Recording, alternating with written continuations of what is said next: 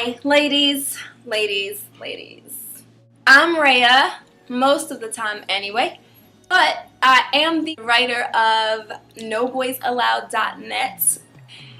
And, I kind of started that blog because I feel like as women we go through so many things and we have so many situations that we all go through, and sometimes we just need that ear. Sometimes we need to know that there are other women out there that kind of understand what we're going through.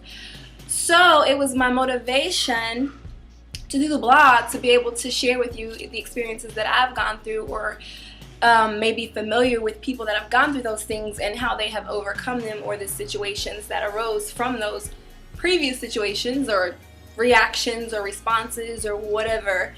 And just to kind of give you a feel of the different ways that they can be handled, how they're usually handled, or how to stop them from taking place. Because at the end of the day, men, they think they're slick, and what we're not going to do is we're not going to let this continue. So what I have been exposed to is a little bit of knowledge to the game, that is played between men and women. And what it is that, point blank period, bottom line, it needs to stop. Like now, today.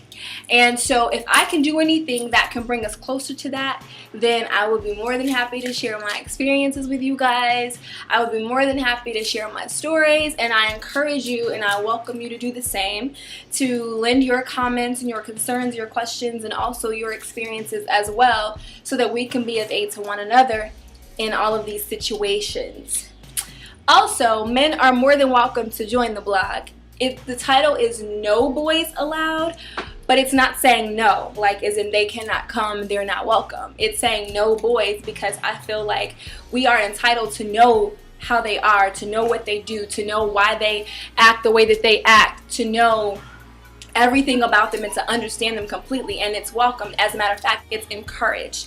And to be able to know them is to observe everything that they do, their actions, through experiences, through anything that is done and anything that they do. So it's important to know who you're dealing with, and a lot of times you don't, because they put on a front and they send their representative to the door, when I feel like they should just be real all around. And us too, we need to be real. We need to keep it real with them, because that's the only way that it's gonna work.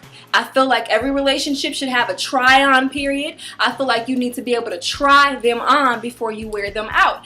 That way you can know whether they're worth it or not, to take home to your parents, to share with your friends, to meet your friends, to spend time with your family, to go on outings, to come to your house, to introduce them to your children, whatever. You need to know whether it is what it is. If it's not, then you need to call it quits. Point blank period. So basically, to kind of recap on my very first blog post, which I think everybody that came through the page and looked at it and read it and commented and sent messages and just supported it, I really appreciate it. Thank you so much. I really appreciate it. I will continue to do my best to update it as much as possible, to continue to share my experiences with you guys.